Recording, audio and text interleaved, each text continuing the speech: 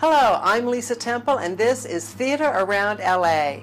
It's Valentine's Day 2015, and we're on our way to the wonderfully intimate Fountain Theater on Fountain Street. Tonight we're seeing a play by Zayd Dohrn called REBORNING, which is still running through March 15th. It's about a brilliant doll maker, her boyfriend, and one of her clients. I can't wait to see it.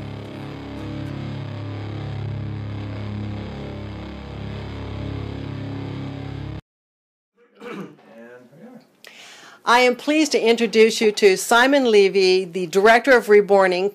Congrats on all your rave reviews. Oh, thank you very much, Lisa. This is so exciting. Okay, so this story is very unusual. Is that why you wanted to direct it? That was one of the reasons. I mean, obviously, the whole reborn issue was something I'd never heard about, and I didn't even know it existed. And so one of the things here at the Fountain is that we're always looking for stories that reaches out into different aspects of our community, because we have such a diverse community here.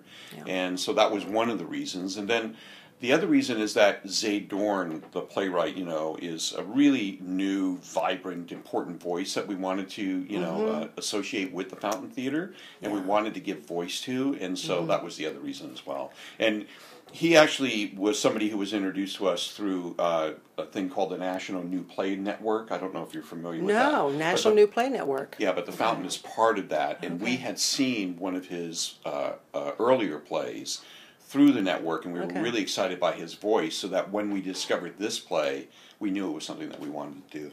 Oh, well, I've read it, and it's so great. I can't wait to see this.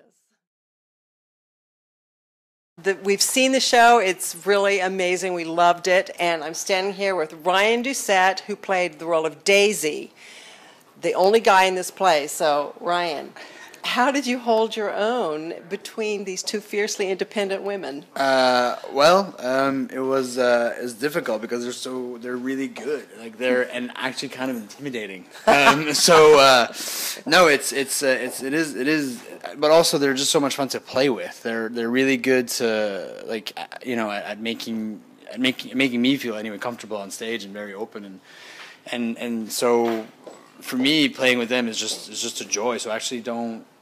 They just let me do whatever, play whatever, and then they have to deal with me. So I think that's the way it works. It's harder for them to deal with me, I think. Well, that's a good way to hold your own. Yeah. It's like I'm the shitstorm, and then they're going to do their thing. He is a shitstorm. And the hair, spectacular. It's a tornado up here. I think there's a bird living up there. I don't know what's going on. Well, thank you so much, and best of luck with the rest of the show. Thank you very much. Thanks for coming out. All right, sure. Awesome.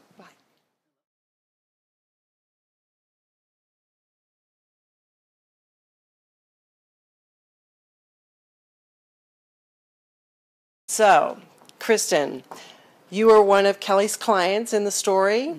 So, the role of Kelly. What was one of the most challenging things you had to face? Well, my character had to face the loss of her daughter. So I decided to have Kelly make a replica of my dead daughter, Eva, to help me. It's been 20 years, but still there's something that's always been missing in the guilt I feel over her death.